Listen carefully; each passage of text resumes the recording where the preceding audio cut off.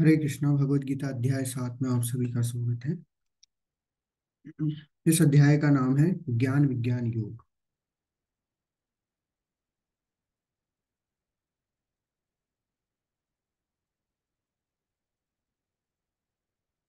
तो ये जो अध्याय 7 से हम लोग जो स्टार्ट कर रहे हैं, वो अध्याय जो 5 अध्याय आज 6 अध्याय जो हम लोग देखेंगे, 7 से लेके जो 12 तक के, ये वास्तव में भक्ति योग प्रधान है। क्योंकि भगवत गीता, हम पहले भी इस पर चर्चा कर चुके हैं कि भगवत गीता तीन तीन भागों में बांटी जा सकती है अध्यायों के आधार पे। पहले जो अध्याय थे, 6 अध्याय, वो हमने कर्म योग प्रधान थे, जिसमें कि भगवान ने कर्म को प्रधान मान के सारे ज्ञान को हम लोग को प्रदान किया था। अभी भक्ति के बारे में भगवान जो है डिटेल में बताएंगे कि वास्तव में भक्ति क्या होती है, कैसे हम लोग उसको कर सकते हैं, और क्या उसकी महानता क्या है, और वो कैसे जो हमने सारे अलग योग देखे हैं उनसे वो कैसे सर्वश्रेष्ठ है। तो आइए हम लोग इस अध्याय की शुरुआत करते हैं। श्री भगवान उवाच मया सप्तमना पाथ योगम युञ्जम् आदृश्य योगम युञ्जम् मद आश्रय असंशयम समग्रम माम यथा ज्ञास्यसि तत्क्षणं। शिव भगवान ने कहा, हे प्रथापुत्र, अब सुनो कि तुम किस तरह मेरी भावना से पूर्ण होकर और मन को मुझ में आसक्त करके योगाभ्यास करते हुए मुझे पूर्णतया संशय रहित जान सकते हो। देखिए, यहाँ पे भगवान सबसे महत्वपूर्ण चीज जोड़ रहे हैं। माम यथा ज्ञास्यसि तत्क्षणं। तत्क्षण यानी कि सुनना, मुझसे सुनो। भगवान यही चीज यहाँ पे बोल रहे हैं, अब तुम मुझसे सुनो। देखिए, हम पहले भी इस पे चर्चा कर चुके हैं कि जो सबसे सरलतम विधि होती है कोई भी भक्ति में आगे बढ़ने के लिए, वो होती है श्रवण। वो श्रवण करने से ही व्यक्ति क्या कर सकता है, श्रवण करने मात्र से भगवान यहाँ बोल रहे हैं कि तुम मुझे संशय रहित, पूर्णतः संशय रहित होकर जान सकते हो। तो भगवान को जानना क्या हो जाता है, सरल हो जाता है। क्यों? क्योंकि जब हम लोग श्रवण करते हैं तो हमारी क्या होती है, श्रद्धा भगवान के प्रति बढ़ती है। और जब हमारी श्रद्धा बढ़ती है तो हम क्या करते हैं, और ज्ञान लेने के लिए अपने आप को गुरु के पास लेके जाते हैं। और जब वो ज्ञान हमें प्राप्त हो जाता है पूर्णतया, तब हम लोग क्या है, भगवान को भी पूर्णतया संशय रहित जानने के योग्य बन जाते हैं।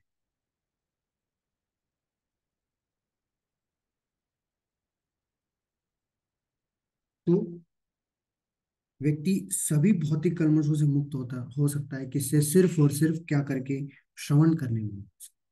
तात्पर्य में प्रभुपाद जी बताते हैं कि भगवत गीता के 7वें अध्याय के में कृष्ण भावनामृत की प्रकृति का विशद वर्णन हुआ है। कृष्ण समस्त ऐश्वर्यों से पूर्ण है और वे इन्हें किस प्रकार प्रकट करते हैं, ये इसमें हमें बताएंगे भगवान। इसके अतिरिक्त भगवान बताएंगे कि 4 प्रकार के भाग्यशाली व्यक्ति होते हैं जो कि उनकी शरण ग्रहण करते हैं, और 4 प्रकार के भाग्यहीन व्यक्ति भी हैं जो कि भगवान की शरण ग्रहण नहीं करते। वो दोनों के बारे में भगवान हमें इसमें अध्याय में बताएंगे। वो एक प्रश्न आता है कि हम लोग अपूर्ण हैं, है ना? तो हम लोग पूर्ण ज्ञान ले सकते हैं क्या? तो वही प्रश्न के उत्तर में भगवान ये बोल रहे हैं कि अब मैं तुमसे पूर्ण रूप से व्यवहारिक तथा दिव्य ज्ञान कहूंगा। इसे जान लेने पर तुम्हें जानने के लिए और कुछ भी शेष नहीं रहेगा। देखिए, भगवान पूर्ण है, तो भगवान से जुड़ी हुई जितनी भी चीजें हैं वो भी क्या होती है, वो भी पूर्ण होती है। तो ईशोपनिषद में आता है, ओम पूर्णमदः पूर्णमिदं पूर्णात् पूर्णमुदच्यते पूर्णस्य पूर्णमादाय पूर्णमेवावशिष्यते। तो अगर पूर्ण में से पूर्ण भी निकाल दिया जाए तो भी पूर्ण ही बचता है। तो ये भगवान है, भगवान परिपूर्ण है। तो भगवान से निकलने वाली जितनी भी चीज है, भगवान से निकलने वाला ज्ञान भी क्या है, वो भी पूर्ण है। इसलिए भगवान बोल रहे हैं, मैं पूर्ण रूप से तुमसे जो व्यवहारिक और दिव्य ज्ञान कहूँ। व्यवहारिक यानी कि प्रैक्टिकल, ऐसा जो कि हम लोग अपने जीवन में अप्लाई कर सकते हैं। लेकिन हम लोग इस पूर्ण ज्ञान को क्यों नहीं बोल सकते हैं? क्योंकि हम लोग क्या हैं, हम लोग अपूर्ण हैं। हम लोग अपूर्ण क्यों हैं? क्योंकि शास्त्रों में हमने पहले भी देखा था, इस चीज पे चर्चा की थी कि हमें 4 प्रकार के दोष पाए जाते हैं। हम लोग गलतियां करते हैं, हम लोग धोखा देते हैं, हम लोग धोखा खाते हैं, और हमारी इंद्रियां अपूर्ण हैं। तो इनके कारण से, हम इन दोषों के कारण से हम लोग अपूर्ण हैं, और हम लोग कभी भी पूर्णतया ज्ञान हासिल नहीं कर पाते या फिर दे नहीं पाते। लेकिन अगर हम लोग गुरु की शरण में जाते हैं तो हमें क्या है, वो पूर्ण जो कि सत्य का दर्शन कर रखे हैं, उनके माध्यम से हम लोग क्या कर सकते हैं, पूर्ण रूप से ये व्यवहारिक ज्ञान को हम लोग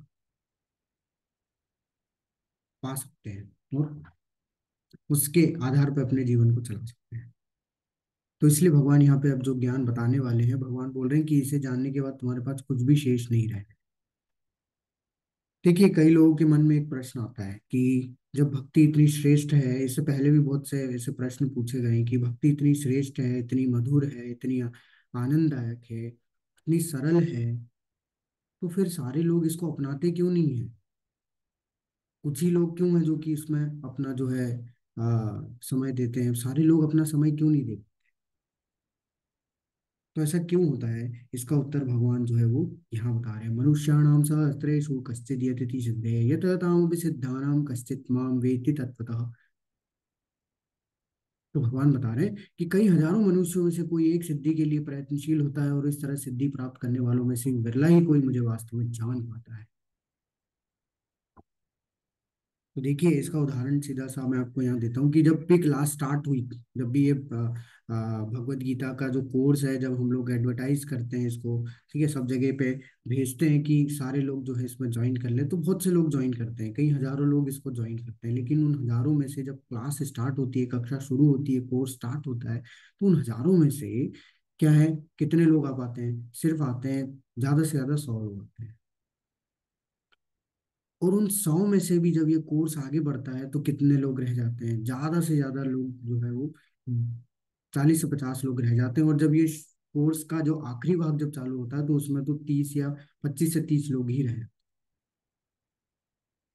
तो इससे हम लोग समझ सकते हैं कि ये सब चीजें कैसे संभव हो पा रही है, क्योंकि कुछ ही लोग होते हैं जो कि क्या करते हैं, प्रयास करते हैं, अभ्यास करते हैं इनको सीखने का, इस दिव्य ज्ञान को समझने का। तो वो क्या है, वो अपने आप को आगे तक खींच के ले जाते हैं। और उनमें से कुछ लोग जो प्रयास नहीं करते, वो क्या करते हैं, छोड़ देते हैं, फिर वो कभी भी आगे नहीं बढ़ पाते। तो इसलिए भगवान ये बोल रहे हैं कि बहुत से लोग प्रयास जरूर करते हैं, लेकिन उनमें से कुछ ही होते हैं, कुछ ही लोग होते हैं जो कि प्रयास करते हैं। और उन प्रयास करने वालों से भी, सिद्धि प्राप्त करने वालों में से भी कुछ एक ही होता है, कुछ एक विरला ही व्यक्ति होता है जो कि मुझको वास्तव में जान। जैसे इसका उदाहरण पे आप जैसे फोटो में भी देख रहे हैं कि जब क्या होता है, जब मैराथन होती है, उसमें क्या है, पूरा शहर, आसपास के शहर वाले भी जो है क्या करते हैं, उस मैराथन में हिस्सा लेते हैं। लेकिन क्या होता है कि उस सारे लोग हिस्सा तो लेते हैं, लेकिन वो उसमें से कुछ ही लोग क्या करते हैं, भागते हैं। भागने में से, भागने वालों में से भी कुछ ही लोग पूरी कर पाते हैं, और उसमें जो पूरी करते हैं उसमें से भी कोई एक ही होता है जो क्या करता है, उस रेस को जीतता है। तो वैसे ही भक्ति का भी है, बहुत सरल है, सब कुछ है, लेकिन जब तक व्यक्ति अभ्यास नहीं करेगा, उसमें दृढ़ नहीं होगा, तब तक वो क्या है, एंड तक नहीं पहुंच पाता। तो अभी आप समझ सकते हैं कि आप सभी कितने भाग्यशाली हैं। आप जितने भी रोज जो कक्षा अटेंड कर रहे हैं, वो आप लोग कितने भाग्यशाली है कि आप उन हजारों की भीड़ में से एक हैं जो कि अभी भी क्या कर रहे हैं, भगवत गीता के इस 18 दिनों की मैराथन में अब बने हुए हैं और अपने लक्ष्य तक पहुंचने का प्रयास कर रहे हैं। परंतु एक प्रश्न आता है कि ऐसा क्यों होता है? क्यों आधे लोग छोड़ के चले जाते हैं और आधे ही लोग जो है इसको अपनाते हैं, आधे ही लोग इसमें आगे बढ़ पाते हैं? ऐसा क्यों होता है? ये भी तो एक प्रश्न हमारे दिमाग में आता है। तो उसका उत्तर है आने वाले 2 श्लोकों में, श्लोक का नंबर 4 और 5 में। भगवान बताते हैं, भूमि रापो नलो वायु खम मनो बुद्धि रेव च अहंकार इति यम में भिन्ना प्रकृति अष्टधा पृथ्वी जल अग्नि वायु आकाश मन बुद्धि तथा अहंकार, ये 8 प्रकार से विभक्त मेरी भिन्न प्रकृतियां हैं। तो यहाँ पे भगवान अपनी 2 शक्तियों के बारे में बता रहे हैं। पहली तो बताई उन्होंने अपरा, दूसरी परा के बारे में बता रहे हैं कि हे महाबाहु अर्जुन, इनके अतिरिक्त मेरी एक और अन्य पराशक्ति है जो उन जीवों से युक्त है जो इस भौतिक अपरा प्रकृति के साधनों का विदोहन कर रहे हैं। तो अपरा कौन सी है? जो ऊपर थी, जो हमने चौथे अध्याय में, जो चौथे श्लोक में देखी, वो ये है। तो इसमें आता है पृथ्वी जल अग्नि वायु आकाश और मन बुद्धि और अहंकार, ये 8। तो देखिए, मैंने आपको पहले भी बताया था दूसरे अध्याय में कि जो आत्मा है वो 2 शरीरों से ढका हुआ है। ऐसे हमारे कितने शरीर होते हैं? ऐसे हमारे 3 शरीर होते हैं। पहला शरीर क्या है? पहला शरीर जो कि ऊपर से हम लोग को जो दिख रहा है, जिसमें मांस है, ठीक है, चमड़ी है, नस है, जिसमें से ब्लड सर्कुलेट हो रहा है, ये शरीर क्या कहलाता है? ये शरीर कहलाता है स्थूल शरीर। स्थूल शरीर यानी कि ये किससे बना होता है? पृथ्वी जल अग्नि वायु और आकाश। इसके पीछे एक शरीर होता है, उसको बोला जाता है सूक्ष्म शरीर, जो किससे बना होता है? मन बुद्धि और अहंकार। तो ये दोनों शरीर किसकी शक्ति है? भगवान बोल रहे हैं ये मेरी शक्ति है। कौन सी शक्ति? अपराशक्ति। और इसके पीछे जो आत्मा है वो क्या, वो कौन सा शरीर है, वो आध्यात्मिक शरीर है। भगवान बोल रहे हैं वो मेरी पराशक्ति है। तो ये दोनों जो है शक्तियां हैं, और इस संसार में कोई भी ऐसा नहीं है जो कि इन शक्तियों के अलग है। तो ये जितना भी सब कुछ है संसार में, सब कुछ इन दोनों शक्तियों से मिलके ही बना हुआ है। तो जब जो आत्मा है वो जड़ वस्तु के संपर्क में आती है, जब वो प्रकृति के संपर्क में आती है, तो वो क्या हो जाती है, वो भी अपने आप को शरीर या जड़ मान बैठती है। वो अपने वास्तविक स्वभाव को भूल जाती है, और वो भी क्या मान लेती है कि मैं भी शरीर हूँ। उसको ये लग जाता है। और जब वो इस तरीके से अपने स्वभाव को भूल जाती है, अपने स्वरूप को भूल के अपने आप को शरीर मानने लग जाती है, तो जो भी भौतिक संसाधन होते हैं इस भौतिक संसार में, उसको क्या करने लग जाती है, वो भोगने के लिए बाध्य हो जाती है, और उनका भोग करने लग जाती है। जैसे उदाहरण के तौर पे, अगर कोई जैसे मान लो एक चील का जो बच्चा होता है, अगर उसको आपने चूजों के बीच रख दिया, मुर्गी के बच्चों के बीच में रख दिया, तो वो अपना स्वभाव भूल जाएगा। जबकि उसका स्वभाव क्या है, उसका स्वभाव है कि वो आसमान से भी ऊपर उड़ सकता है। लेकिन चूजों के बीच रह रह के वो भी अपने आप को चूजा मान बैठेगा, और वो कभी उड़ ही नहीं पाएगा उतना आसमान से। वैसे ही आत्मा का भी है। जब आत्मा जैसे ही शरीर के संपर्क में आती है, वो ये भूल जाती है कि वो भाग हुआ, वो वास्तविकता में वो क्या है, वो भगवान का अंश है। ये भूल के वो क्या मान लेती है कि नहीं, वो भी क्या है, शरीर है। और वो जो भी भौतिक संसाधन होते हैं उनका क्या करने लग जाती है, भोग करने लग जाती है। तो भगवान की जो पराशक्ति है, वो अपने आप को क्या समझ लेती है, अपराशक्ति, यानी कि जो आत्मा है अपने आप को शरीर समझ बैठती है। तो ये कारण है, यही कारण है कि क्या क्या करता है व्यक्ति, इन कारणों से ही भगवान की शरण में नहीं आ पाता, क्योंकि वो अपने को शरीर मान के क्या करता रहता है, इन भौतिक संसाधनों का भोग करता रहता है। अब इस संसार में क्या करता है, जो भी भौतिक चीजें हैं उनको उनकी उन अपनी इंद्रियों की तुष्टि में लगा रहता है। इसलिए वो क्या है, भक्ति में अपने आप को नहीं लगा पाता, क्योंकि उसको भी अपना वास्तविक स्वभाव नहीं पता है कि हमें वास्तविकता में करना क्या है।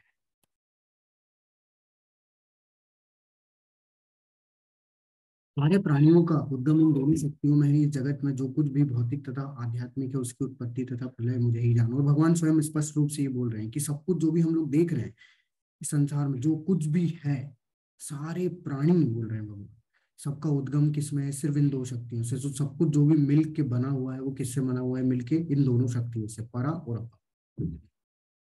उसकी उत्पत्ति, उसका प्रलय, सब कुछ भगवान बोल रहे हैं वो मुझे ही जानो। सबका कारण मैं ही हूँ। हे धनंजय, मुझसे श्रेष्ठ कोई सत्य नहीं है, मत्त पर तरम न, मुझसे श्रेष्ठ कोई सत्य नहीं है संसार में, इस पूरे ब्रह्मांड में। इसलिए भगवान का क्या है, अनंत कोटि ब्रह्मांड है। जिस प्रकार मोती धागे में गुंथे रहते हैं, उसी प्रकार सब कुछ मुझ पर ही आश्रित है। तो भगवान बताते हैं कि हम लोग कैसे आश्रित है भगवान के ऊपर।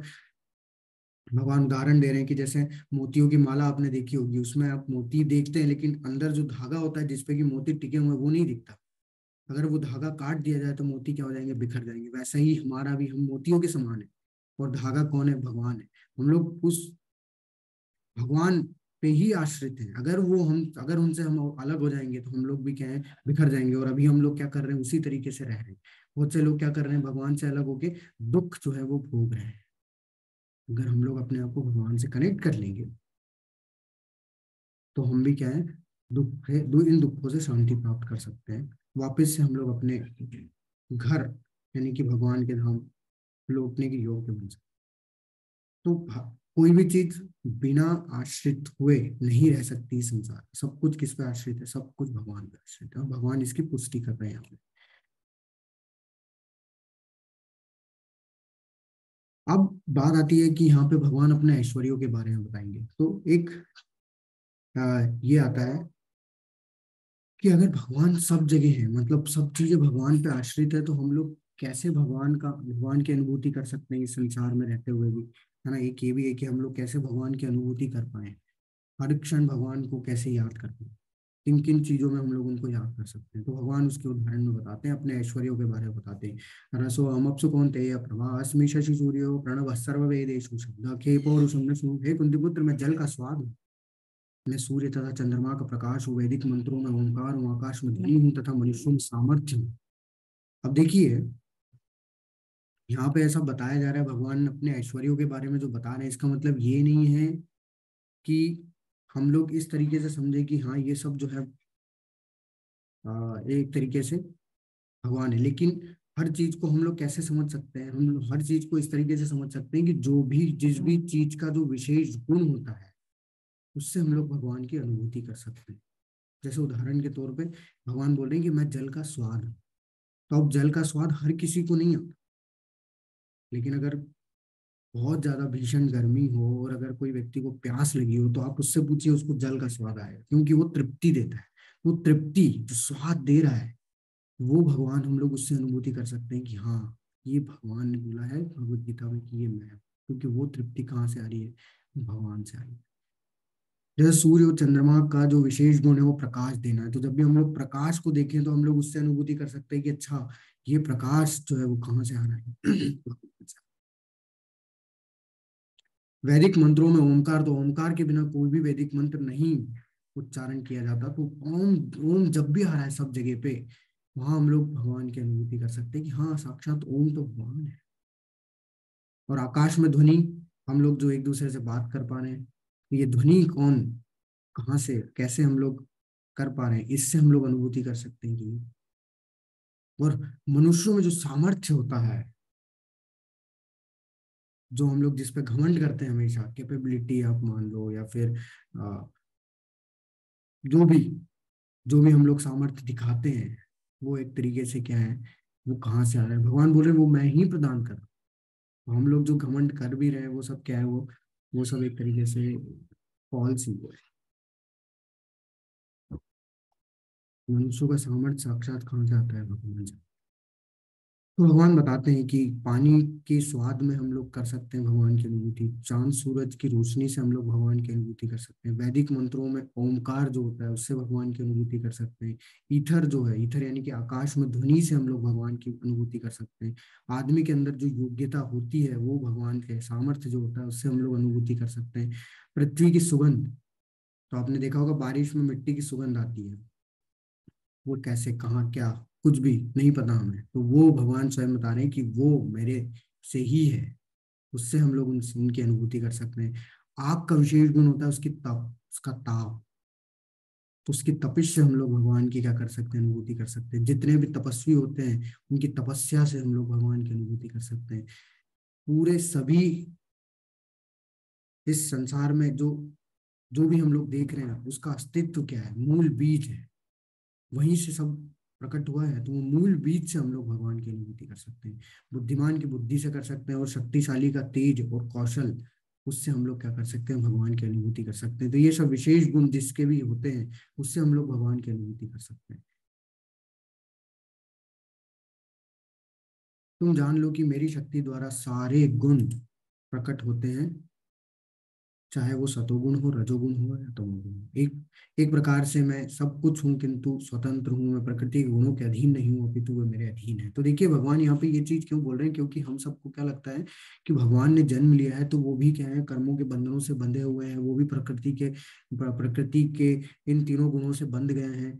तो हम लोग साधारण समझते हैं भगवान के जन्म और कर्म को, और हम भी उनको क्या देखते हैं, अपने जैसा ही समझते हैं। तो भगवान उस चीज की पुष्टि कर रहे हैं, उसको खंडन कर रहे हैं कि नहीं, कि प्रकृति, भगवान बताएंगे 9वें अध्याय में कि ये प्रकृति मेरी अध्यक्षता में काम करती है, मैं अध्यक्षेण प्रकृति सूयते सचराचर। अब जो प्रकृति है जब भगवान की अध्यक्षता में काम करती है, तो जो प्रकृति के गुण है वो भी किसके किसकी अध्यक्षता में चल काम प्रकट होते हैं, वो भी भगवान की अध्यक्षता में प्रकट होते हैं, सतोगुण रजोगुण तमोगुण। इसका मतलब क्या है कि सभी का कारण कौन है, भगवान है। लेकिन फिर भी भगवान क्या बोल रहे हैं कि मैं इनसे स्वतंत्र हूँ, क्योंकि मेरे ही द्वारा ये प्रकट हो रहे हैं, लेकिन मैं इनके अधीन नहीं हूँ, ये मेरे अधीन है।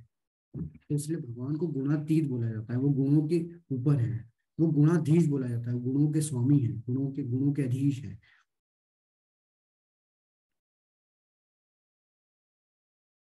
और हम लोग गुणाधीन है, हम लोग गुणों के अधीन है। तो वास्तव में हम लोग फंसे हुए गुणों के, तीनों गुणों के चक्र में, तीनों गुणों में, वास्तव प्रकृति के, प्रकृति में। भगवान इन सबसे क्या है, मुक्त है, भगवान इन सबसे स्वतंत्र है। क्यों नहीं हम लोग जान पाते हैं ये सब चीज को? भगवान बोल रहे हैं कि हम लोग क्योंकि तीनों गुणों में इतने ज्यादा फंसे हुए हैं, उससे मोहग्रस्त हो चुके हैं, और सारा संसार मुझ गुणातीत तथा अविनाशी को नहीं जान पाता। इसी कारण से हम लोग माया में इतना ज्यादा फंसे हुए हैं। ये तीनों गुण एक तरीके से होते क्या है, ये हम लोग अध्याय 14 में देखेंगे डिटेल में। अभी हम लोग ये समझ लेते हैं कि जो तीन गुण होते हैं वास्तव में यही कार्य कराते हैं हमसे। जो भी व्यक्ति होता है वो क्या करता है, इस प्रकृति में जैसे ही जो आत्मा है प्रकृति के संपर्क में आता है तो वो तीनों गुणों से बन जाता है। और फिर जो भी जिस गुण में होगा वो गुण उससे वो कार्य कराता है। बाकी हम लोग जो बात अपने आप को अहंकार में मान लेते हैं कि मैं ही सब कार्य कर रहा हूँ, वो सब क्या है, वो गलत है। और उसी के कारण से हम लोग मोहग्रसित हो जाते हैं। और फिर हम लोग इस दिव्य ज्ञान को नहीं समझ पाते कि ये सब सृष्टि जो है भगवान के द्वारा रची गई है, भगवान की इच्छा से हुआ है, ये सब कुछ संभव हो पाया है। तो भगवान इनसे परे हैं, क्योंकि भगवान इन सब का कारण है। लेकिन हम लोग क्योंकि बंधे हुए हैं इससे, इसलिए हम लोग इसमें फंसे हुए हैं। इसलिए भगवान हमें बोल रहे हैं कि इन तीनों गुणों से ऊपर उठो। अर्जुन को भी बोला है कि तुम इन तीनों गुणों से ऊपर उठो अर्जुन, तभी तो तुम निकल पाओगे यहाँ से, नहीं तो बहुत मुश्किल है कि तुम इस संसार से मुक्त हो।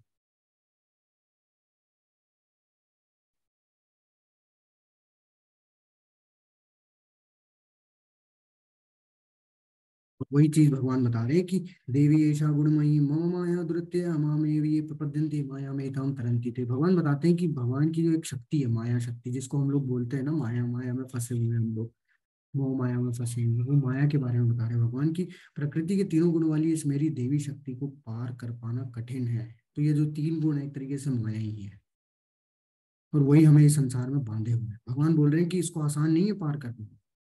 हम सोचें कि पार कर जाएंगे बहुत आसानी से, बहुत मुश्किल है। बोलता ना कि हमने सब मोह माया छोड़ दी, इतना आसान नहीं है बोलना। क्योंकि हर एक क्षण हमारा जो है इन तीनों गुणों से प्रभावित है। हम लोग हर एक क्षण एक एक सेकंड से जो है हम लोग माया में फंसे हुए हैं। तो इतना भगवान स्वयं इस चीज की पुष्टि कर रहे हैं कि इतना आसान नहीं है, कठिन, इसको पार कर पाना बहुत कठिन है। और कोई रास्ता नहीं है, कोई दूसरा रास्ता कि हम लोग इसे पार कर पाए भगवान, लेकिन बता रहे हैं कि असंभव नहीं है, संभव है। कैसे? मामे वे ये प्रपद्यन्ते माया मेताम तरंति थे। किंतु जो मेरे शरणागत होकर जाते हो जाते हैं वे सरलता से इसे पार कर, जो मेरे शरणागत हो जाता है। देखिए वास्तव में होता क्या है कि एक उदाहरण मैं आपको देता हूँ कि अगर दो अंधे हैं और अगर उन्हें रोड क्रॉस करना है, तो क्या वो दोनों एक दूसरे की सहायता से रोड क्रॉस कर पाएंगे? असंभव है। क्यों? क्योंकि वो दोनों हैं अंधे। तो उन्हें रोड रोड क्रॉस कौन करा सकता है? कोई तीसरा व्यक्ति करा सकता है जो कि देखता हो, जिसको दिखता हो। तो वो व्यक्ति ही क्या कर पाएगा, उन दोनों को रोड क्रॉस करा पाएगा। वैसे ही हम लोग भी सब अंधे हैं, सब अंधे हैं, मतलब कि हम सब माया में फंसे हुए हैं। तो मैं आपकी मदद नहीं कर सकता, आप मेरी मदद नहीं कर सकते, आप किसी तीसरे व्यक्ति की मदद नहीं कर सकते, कोई तीसरा व्यक्ति आपकी मदद नहीं कर सकता। यानी इस भौतिक संसार में कोई भी एक दूसरे की मदद नहीं कर सकता जब तक कि वो भगवान के शरणागत नहीं हो गया। इसलिए हमें भगवान ने क्या बोला कि गुरु की शरण में जाओ। क्यों? क्योंकि वो भगवान का क्या है, वो भगवान का अनुयायी है। तो अगर हम लोग भी भगवान की शरण में गुरु के माध्यम से चले जाते हैं तो हमें भी क्या हो जाएगा, हमें भी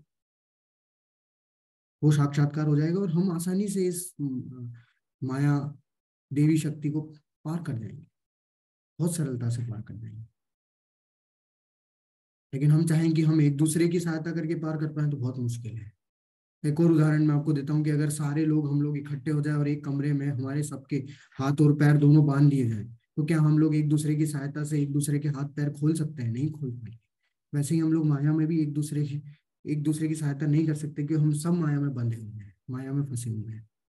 तो वो तीसरा व्यक्ति ही हाथ पैर खोल सकता है हमारे, जो कि नहीं बंधा हुआ है। वो कौन है? वो है भगवान।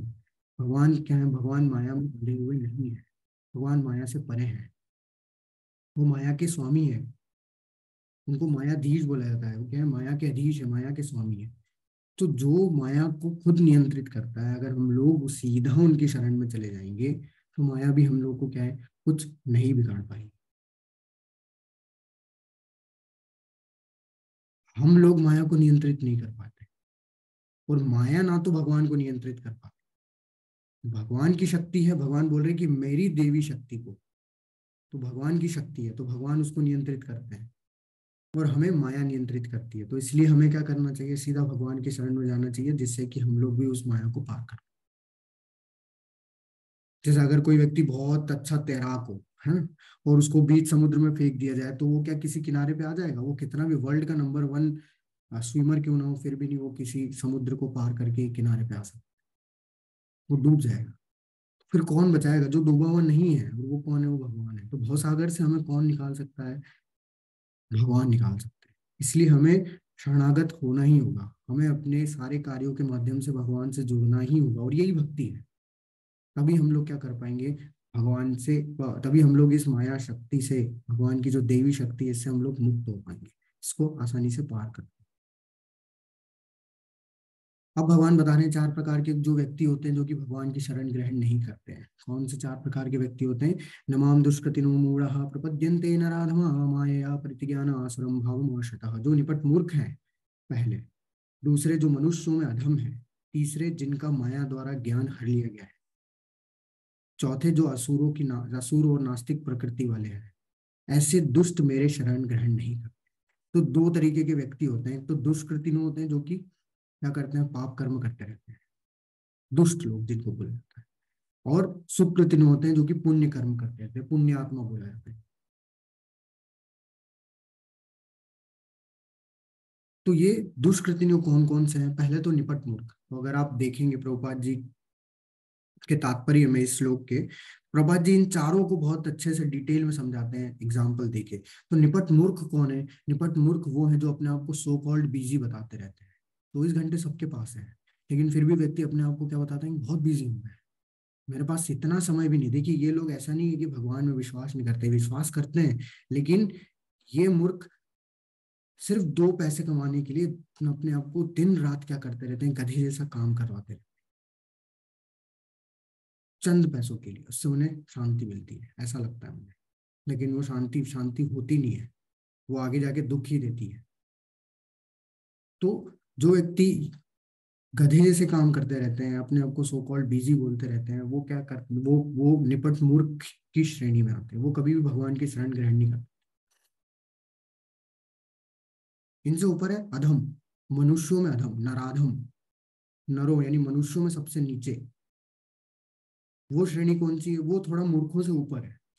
मतलब वो गधे जैसा काम तो नहीं करते, वो भी भगवान पे विश्वास करते हैं, गधे जैसा काम नहीं करते हैं, उनके पास सारी सुख सुविधा है, लेकिन फिर भी वो क्या करते हैं? भगवान की शरण ग्रहण नहीं करते। जैसे इसमें उदाहरण आता है, कुछ पॉलिटिशियंस जो होते हैं, कुछ सेलिब्रिटीज जो होते हैं, सब कुछ है उनके पास, गधे जैसा काम नहीं कर रहे हैं, सारी सुख सुविधा है, लेकिन फिर भी नहीं भगवान के शरण ग्रहण। इनके बाद आते हैं ज्ञान, जिनका ज्ञान माया द्वारा हर लिया गया है। तो कुछ ऐसे व्यक्ति होते हैं जो क्या करते हैं? जो कि ज्ञान उनको होता है भगवान के बारे में, लेकिन वो सारे अपने नियमों के आधार पर चलते हैं। जैसे उदाहरण के तौर पे कुछ कवि हो गए, कुछ वैज्ञानिक, कुछ ही वैज्ञानिक जो हैं ऐसे, जो कि क्या करते हैं?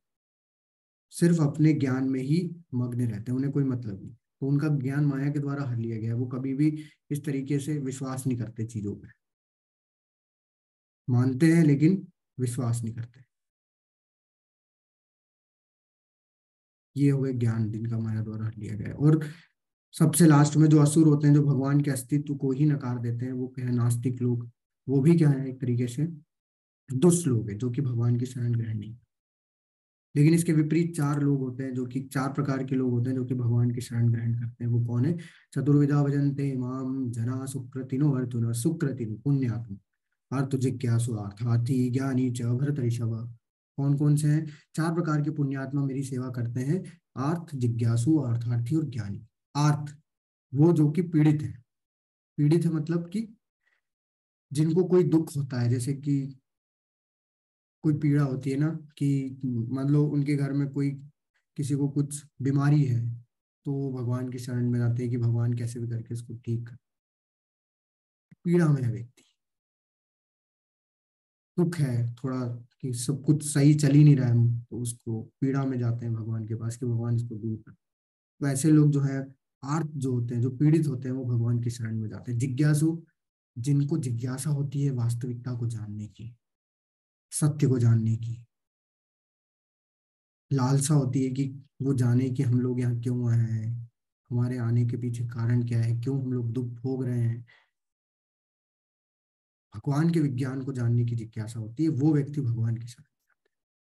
तीसरा आता है अर्थार्थी, जिन्हें धन की आवश्यकता होती है। आपने देखा होगा बहुत सारे व्यक्ति धन की आवश्यकता के लिए ही जाते हैं, कुछ कुछ नए नए तरीके के टोटके करते हैं, जिससे कि जो है भगवान की भगवान में आस्था रखते हैं, जाते हैं भगवान के मंदिर, लेकिन वो सिर्फ इसलिए जाने कि उन्हें पैसे मिलते हैं, उनकी धन की आवश्यकता है बस।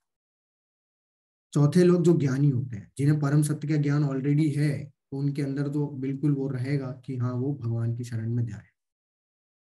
लेकिन वास्तव में प्रभुपाद जी बताते हैं कि जो व्यक्ति निष्काम भाव से भक्ति करता है ना, वो भगवान का जो है वो बहुत ज्यादा प्रिय होता है, क्योंकि उसके मन में किसी भी तरीके की इच्छा नहीं होती कि मुझे ये चाहिए, मुझे वो चाहिए, मुझे ये चाहिए, मुझे वो नहीं। वो सिर्फ इसी भाव से पूजा करता है कि मैं भगवान का दास हूँ और मेरा कर्तव्य है पूजा करना, भगवान की सेवा करना। तो वो वैसे ही भगवान की शरण में ही रहता है, उसको किसी भी चीज की लाभ की कोई आकांक्षा नहीं रहती। तो इसके उदाहरण जो है हमारे शास्त्रों में मिलते हैं। तो यहाँ आप जो सबसे पहले देख रहे हैं गजेंद्र, तो इंद्रद्युम्न नाम के एक राजा थे, उनके कर्मों के कारण उन्हें क्या मिल गया, अगला जन्म मिल गया था हाथी का। तो हाथ, लेकिन उन्होंने भक्ति की थी पहले, फिर भी उन्हें हाथी का जन्म मिल गया था क्योंकि उनके कर्म ऐसे थे। तो गजेंद्र मोक्ष करके एक कहानी आती है, ठीक है, स्तुति भी है, जिसमें कि गजेंद्र जो है वो भगवान की स्तुतियां करते हैं। श्रीमद् भागवतम में पढ़ेंगे, बहुत सुंदर स्तुतियां हैं।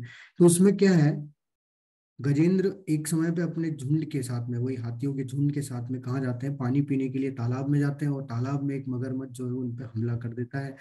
अब जब हमला करता है तो गजेंद्र कष्ट में है, और वो क्या करते हैं, भगवान की स्तुतियां करना स्टार्ट करते हैं। और भगवान की जब वो स्तुति करते हैं तो क्या है, स्वयं भगवान उनको क्या करते हैं, उस मगरमच्छ से छुटकारा दिलाने के लिए स्वयं आते हैं और उन्हें उससे मुक्त करते हैं। तो ये कब याद किया गजेंद्र ने, गजेंद्र ने तब याद किया जब वो कष्ट में थे। वैसे ही द्रौपदी ने कब याद किया भगवान को, जब वो कष्ट में थी। वैसे ही अ, यहाँ पे आप तीसरी फोटो में जब आप देख रहे हैं तो इसमें व्यासदेव जी हैं और उनकी पत्नी है। तो व्यासदेव जी के पुत्र हैं सुखदेव गोस्वामी जी। तो वो माता के गर्भ से निकलना ही नहीं चाह रहे थे, वो सोच रहे थे कि मैं जैसे ही बाहर निकलूंगा मैं माया में फंस जाऊंगा, तो मैं नहीं निकलना चाहता। तो उस तकलीफ को दूर किसने किया, उस तकलीफ में, उस कष्ट में उन्होंने, माता ने किसको याद किया, भगवान को याद किया, और भगवान ने जो है उनको उस कष्ट से मुक्त किया, तो वो भी कष्ट में थी। चौथे फोटो में आप देख रहे हैं, इसमें परीक्षित महाराज है। परीक्षित महाराज, तो जब परीक्षित महाराज को पता चल गया था कि 7 दिनों में उनकी मृत्यु होने वाली है, तो उन्होंने क्या जिज्ञासा की, उन्होंने जिज्ञासा की कि उन्हें भगवान के बारे में, भगवान की दिव्य लीलाओं के बारे में सुनना है। तो उनने सुनने की जिज्ञासा की, तो ये किस में आ गए, ये जिज्ञासु में आ गए, क्योंकि उन्होंने भगवान के बारे में जानने की जिज्ञासा की। चौथे में आप देख, नीचे आप देख सकते हैं, इसमें ध्रुव महाराज है। ध्रुव महाराज किस में आते हैं, ध्रुव महाराज आते हैं अर्थार्थी में, जिन्हें धन की आवश्यकता थी, धन की यानी कि राज्य की आवश्यकता थी। वो निकले क्यों थे, वो निकले इसीलिए थे कि उन्हें एक अलग राज्य चाहिए जिसमें वो अपनी माँ को सुखपूर्वक रख सके। लेकिन जब वो गए, उन्होंने तपस्या की, और जब भगवान के दर्शन हुए, तो हुआ क्या कि जैसे ही उन्होंने भगवान को देखा, तो उन्होंने क्या बोला कि भगवान मुझे कुछ नहीं चाहिए, मैं तो यहाँ पे कुछ कांच के टुकड़ों के लिए आया था, लेकिन अब तो मुझे साक्षात हीरा यानी कि आप मिल गए, तो मुझे कुछ भी नहीं चाहिए। लेकिन फिर भी भगवान ने उन पर कृपा करके उन्हें क्या दे दिया, एक अलग लोक ही दे दिया, एक अलग ग्रह ही दे दिया। वैसे ही सुग्रीव, सुग्रीव ने भगवान की शरण ग्रहण क्यों की, वो भी आर्तार्थी, उन्हें भी क्या चाहिए था, अपना राज्य चाहिए था। और जो अंत में आप देख रहे हैं ये, तो जब सारे नैमिषारण्य में जितने भी ऋषि मुनि जब एकत्रित हुए थे भगवान की लीलाओं को सुनने के लिए, शौनक मुनि से, तो वो सारे ऋषि मुनि किस लिए आए थे, भगवान की शरण ग्रहण क्यों करते हैं, वो क्योंकि ऑलरेडी ज्ञानी है, वो परम सत्य का ज्ञान है उन्हें, लेकिन फिर भी उनकी इच्छा जो है वो भगवान को सुनने की रहती है, वो हमेशा भगवान की शरण ग्रहण करने के लिए लायक रहते हैं। तो ये जो 4 प्रकार के व्यक्ति होते हैं, ये हमेशा भगवान की शरण ग्रहण करते हैं। लेकिन इन चारों में से भी जो है भगवान को जो सबसे ज्यादा प्रिय है वो कौन है, भगवान बताते हैं तेषाम ज्ञानी नित्य युक्त है। ये एक भक्ति विशिष्यते प्रियो ही ज्ञानिनो अत्यर्थम सच मम अहम सच मम प्रिय। भगवान बताते हैं कि इन चारों में से जो भगवान को प्रिय है वो कौन है? परम ज्ञानी। इनमें से जो परम ज्ञानी है और शुद्ध भक्ति में लगा रहता है वह सर्वश्रेष्ठ है, क्योंकि मैं उसे अत्यंत प्रिय हूँ और वो मुझे अत्यंत प्रिय है। देखिए, ऐसा नहीं है कि ये चारों भगवान को प्रिय नहीं है, भगवान को प्रिय है, लेकिन इन चारों में से भी जो परम ज्ञानी होता है, जो शुद्ध भक्ति के स्तर पर अपने आप को उठा चुका होता है, अपने आप को लेके चला गया होता है, वो भगवान को बहुत ज्यादा प्रिय होता है, वो सर्वश्रेष्ठ है। क्यों है? क्योंकि उस व्यक्ति को किसी भी तरीके की इच्छा नहीं होती है, वो सिर्फ और सिर्फ भगवान की सेवा में लगा रहता है, अपना कर्तव्य समझ के। उसे कुछ भी नहीं चाहिए होता रिटर्न में। जैसे उदाहरण के तौर पे, अगर कोई व्यक्ति पीड़ा में है और अगर वो भगवान के पास जा रहा है और मान लो उसके डेस्टिनी में वो चीज नहीं है और उसको नहीं मिलती है, तो फिर क्या होता है? वो उसकी भगवान से श्रद्धा उठ जाती है। बोलते हैं ना बहुत सारे, भगवान भगवान कुछ नहीं करते, हम तो इतने सारे सब कर लिए, कुछ होता नहीं है उससे। तो ये लोग की धारणा बन जाती है, क्योंकि उनकी इच्छा पूर्ति नहीं है। तो वो अपनी इच्छा पूर्ति के लिए गए थे, भगवान की इच्छा के उनको कोई मतलब ही नहीं है। वैसे ही जो जिज्ञासु होते हैं उनके साथ भी क्या होता है कि अगर उन्हें सही नॉलेज नहीं दिया जाता, सही उन्हें प्रामाणिक स्रोत नहीं मिलता, तो वो क्या करते हैं? उनकी जिज्ञासाएं समाप्त हो जाती है, फिर वो भी भगवान में विश्वास उनका चला जाता है कि यार बहुत, कोई कुछ बोलता है, कोई कुछ बोलता है, इससे क्या ही करना है। तो वो भी भगवान को जो है भगवान की शरण ग्रहण नहीं कर पाता, फिर वो छोड़ देता है। वैसे ही जो अर्धार्थी है, पैसे मांगने जाते हैं भगवान से, उनको बाय चांस पैसा नहीं मिलता है, उनकी डेस्टिनी में नहीं है, तो वो भी भगवान भगवान कितनी पूजा कर लो, इतने हवन कर लो, इतने कर लो, फिर भी भगवान हमें कुछ देते ही नहीं। क्या बात है? तो भगवान भगवान कुछ होते ही नहीं, ऐसा होता तो फिर क्या था? तो ये भी नास्तिक बन जाता है। लेकिन जो ज्ञानी होता है, उसको परम सत्य का ज्ञान पहले ही होता है, तो वो अगर उसको कुछ नहीं मिलता तो वो क्या सोच लेता है कि मेरे कर्म है, मेरे कर्मों के आधार पे मुझे कुछ दे नहीं रहे भगवान, क्योंकि मेरे कर्म ही ऐसे। और अगर उसको कुछ मिल भी रहा है तो वो क्या बोलता है कि ये सब भगवान की कृपा है, मैं इस लायक नहीं हूँ, लेकिन फिर भी भगवान मेरे पे कृपा कर रहे हैं कि मुझे इसके योग्य समझ रहे हैं। तो ये उसका भाव होता है, क्योंकि वो पूरी तरीके से निर्भर होता है भगवान पे, वो कभी भी इस तरीके से दोष नहीं देता। इसलिए भगवान को अत्यंत प्रिय होता है, और दूसरे जो है वो कम प्रिय होते हैं। क्योंकि भगवान उसको प्रिय है, तो भगवान को भी वो ज्यादा प्रिय है। अब जो ये ज्ञानी होते हैं, है ना, ये तो बिल्कुल हमने देखा कि क्या करते हैं, ये भगवान को बहुत ज्यादा प्रिय तो होते हैं, लेकिन वास्तव में ये क्या करते हैं कि अपने अपने मनोधर्म से ज्ञान लेने के लिए ये बहुत समय लगा देते हैं। तो भगवान वही बोलता है कि बहुनाम जन्म नाम अंते ज्ञान व माम प्रपद्यते वासुदेव सर्वमिति स महात्मा स दुर्लभ। अनेक जन्म जन्मांतर के बाद जिसे सचमुच ज्ञान होता है, वह मुझको समस्त कारणों का कारण जानकर मेरी शरण में आता है, ऐसे महात्मा अत्यंत दुर्लभ होते हैं। तो ये जो ज्ञानी लोग होते हैं क्या करते हैं? ये ज्ञानी लोग धीरे धीरे अपने आप को, अपने स्तर को बढ़ाते हैं। कैसे बढ़ाते हैं? ये पहले स्टार्ट करते हैं कि मैं ये हाथ नहीं हूँ, मैं ये पैर नहीं हूँ, मैं ये आंख नहीं हूँ, मैं ये कान नहीं हूँ, नाक नहीं हूँ। धीरे धीरे धीरे धीरे जाते हैं, फिर आता है मैं ये मन नहीं हूँ। अच्छा, फिर धीरे धीरे अपने स्तर को बढ़ाते हैं, अच्छा मैं ये शरीर नहीं हूँ, मैं आत्मा हूँ। तब इन्हें जब एहसास होता है, जब इन्हें ये पता चलता है कि मैं ये शरीर नहीं हूँ, मैं आत्मा हूँ, तब इन्हें पता चलता है कि हाँ हम तो अंश है भगवान का। तब जाके ये भक्ति में लगते हैं। तो ये सब करने में, ये जो प्रक्रिया होती है, भगवान बोल रहे हैं इसमें जन्म जन्मांतर लग जाते हैं इनको। क्या जानने में? कि वासुदेवम सर्वमिति, वासुदेव ही सब कुछ है। और जब ये जानते हैं, तो ये क्या है? दिव्य प्रेम भक्ति में भगवान के लग जाते हैं। तो भगवान बोल रहे हैं ऐसे जो शरण में आते हैं, जो ज्ञानी, वो बहुत दुर्लभ होते हैं। क्योंकि वो क्या है? अत्यंत अपने आप को किसमें लगा चुके हैं। वो अत्यंत दुर्लभ क्यों है? क्योंकि वो अपने आप को किसमें पूर्णतया लगा चुके हैं? भगवान की प्रेमा भक्ति।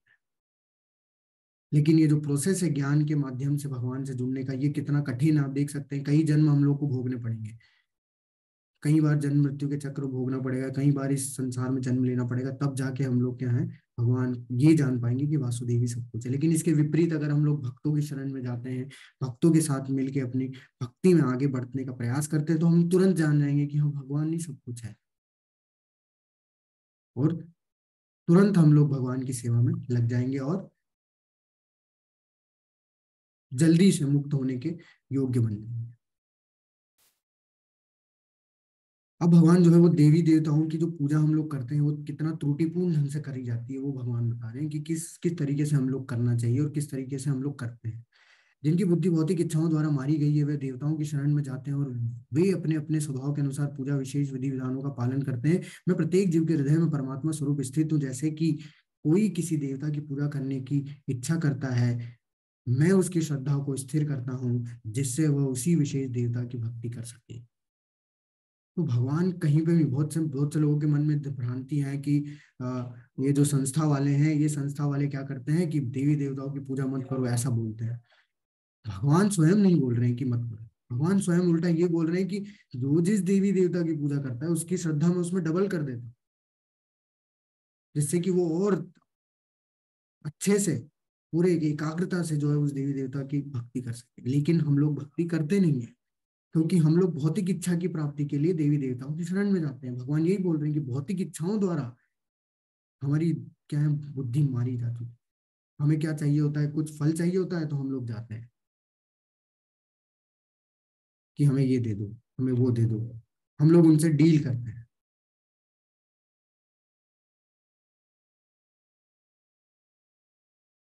तो वो त्रुटिपूर्ण ढंग है, क्योंकि हमें ये पता होना चाहिए कि देवी देवता जो हैं वो भी क्या है, क्षणिक है, वो भी टेम्पररी है, उनकी भी कुछ आयु निश्चित है।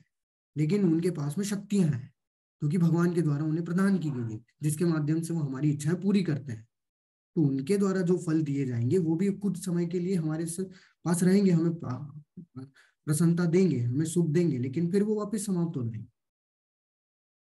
तो हमें उनसे ये ना मांग के कि हमें कुछ चाहिए, हमें उनसे ये मांगना चाहिए कि हमें भक्ति प्राप्त हो, जिससे कि हम लोग पूरी एकाग्रता से भगवान की भक्ति कर पाए और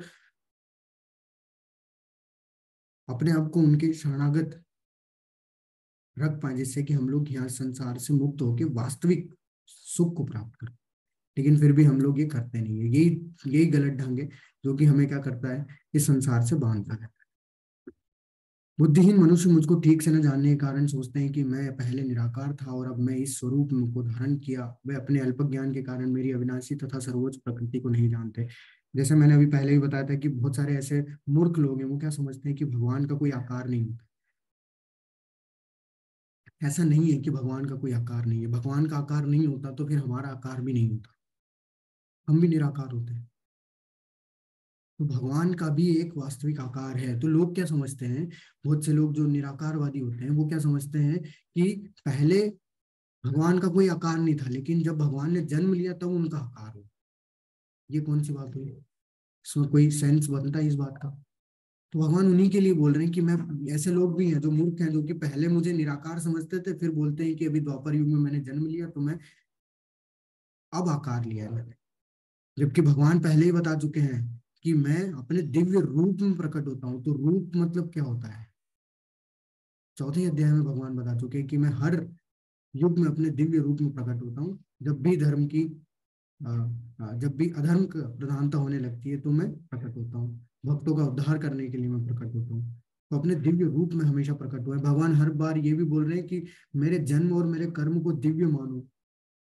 तो सब जगह भगवान अपने रूप की बात कर रहे हैं, कहीं पे उन्होंने अपने निराकार की बात नहीं कही। और वही भ्रांति को भगवान यहाँ पे दूर कर रहे हैं कि बहुत से ऐसे मूर्ख लोग हैं जो कि इस तरीके से समझते हैं। और वो क्यों समझते हैं, क्योंकि वो अल्प ज्ञानी है, उनका ज्ञान जो है वो क्या है, जीरो है।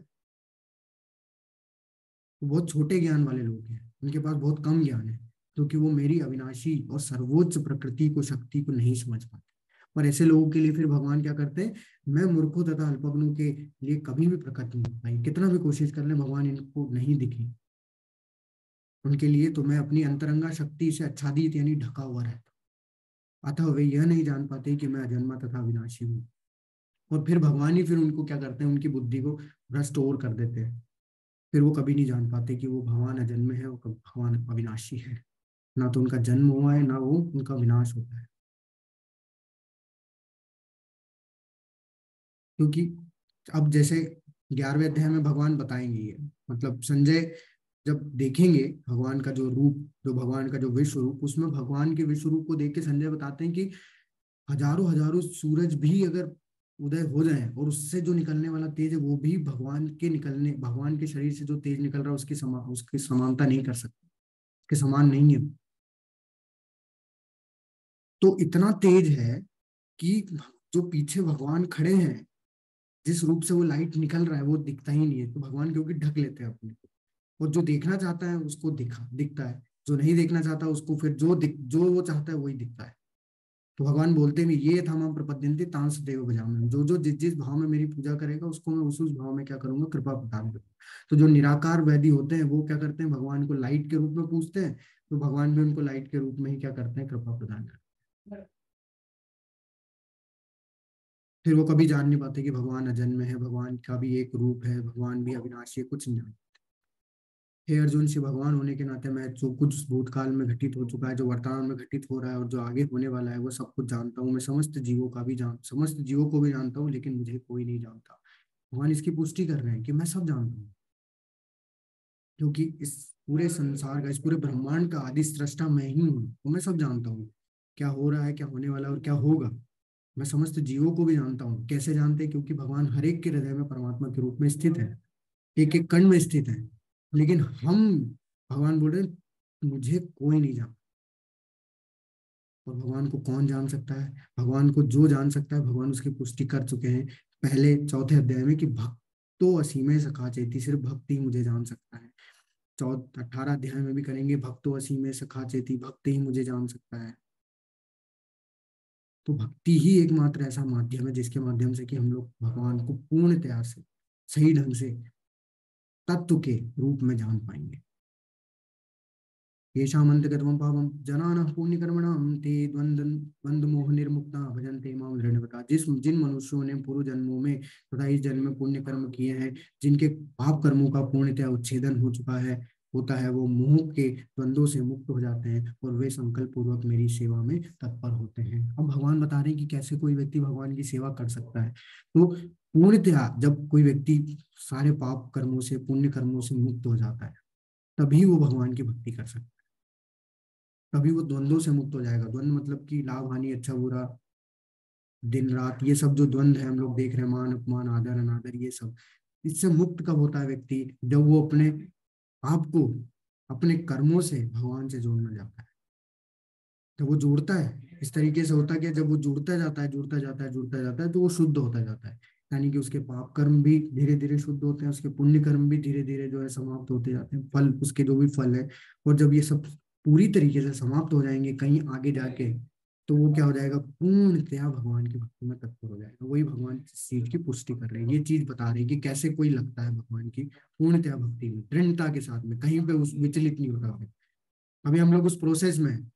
अभी हम लोग भक्त हैं ही नहीं, अभी तो हम लोग उस प्रोसेस में हैं। जब तक हम लोग इस प्रोसेस को पूरा नहीं करेंगे, इस अभ्यास को नहीं करते रहेंगे, तब तक हम लोग इस स्तर तक नहीं पहुंच पाएंगे। साधिभूतादिदेवं मां सपनि साधि यज्ञम च ये विदुः प्रयाण काले अपि च मां ते विदुर्युक्त चेतसा। जो मुझ परमेश्वर को मेरी पूर्ण चेतना में रहकर मुझे जगत का, देवताओं का तथा समस्त यज्ञ विधियों का नियामक जानते हैं, वे अपनी मृत्यु के समय में मुझ भगवान को जान और समझ सकते हैं। तो देखिए, भगवान इस चीज की पुष्टि पहले भी कर चुके हैं कि 5वें अध्याय के अंतिम श्लोक में, 29वें श्लोक में भगवान ने बताया था कि भोक्ताराम यज्ञ तपसाम सर्वलोक महेश्वरम सूर्यदम सर्वभूतानाम ज्ञात्वा माम शरणं गच्छति। कि जो भी अगर इस संसार में दुखों में शांति प्राप्त करना चाहता है, उसे ये शांति सूत्र को जो है वो क्या करना चाहिए, पालन करना चाहिए, इसके आधार पर अपने जीवन को चलाना चाहिए। वो क्या था कि सारे समस्त यज्ञों का, तपस्याओं का, सारी क्रियाओं का जो भी हम लोग करते हैं, उनका परम भोक्ता कौन है, भगवान बोल रहे हैं वो मुझे ना। सारे लोगों का, सारे देवी देवताओं का परम ईश्वर परमेश्वर कौन है, भगवान बोल रहे हैं वो मैं हूं, मुझे जानो।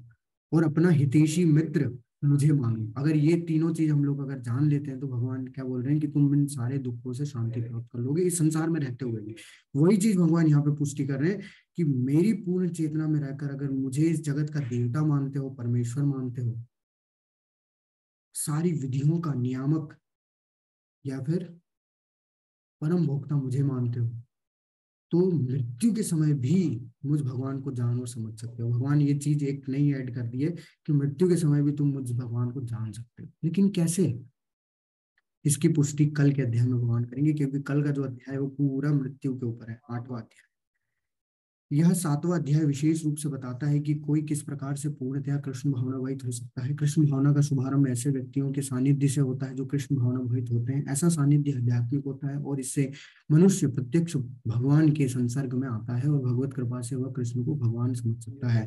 तो जैसा मैंने कल आपको बताया था कि 4 चीजों का अभ्यास करना है, उसमें से सबसे पहली चीज थी संग करना। तो भक्तों का संग करने का हमें अभ्यास करना चाहिए। जितना हो सके हम लोग प्रयास करें कि हम लोग भक्तों का संग कर पाए। जिससे क्या होगा, हम लोग, हमारी चेतना जो है वो जितना बहुत मतलब बहुत तीव्रता से जो है शुद्ध होने लगेगी। क्योंकि जब भक्तों का संग करेंगे तो उनके द्वारा जो भी वाणी भगवान के वाणी जो भगवान के दिव्य कार्यकलापों के बारे में जब वो बताते हैं तो वो और ज्यादा हमको क्या करते हैं, शुद्ध करते हैं। साथ ही वह जीव के वास्तविक स्वरूप को समझ सकता है और यह समझ सकता है कि किस प्रकार कृष्ण को भुलाने से वह प्रकृति के नियमों द्वारा बद्ध है। वह यह भी समझ सकता है कि यह मनुष्य जीवन कृष्ण भावनामृत को पुनः प्राप्त करने के लिए मिला है, अतः इसका सदुपयोग परमेश्वर के अहेतु की कृपा प्राप्त करने के लिए करना चाहिए।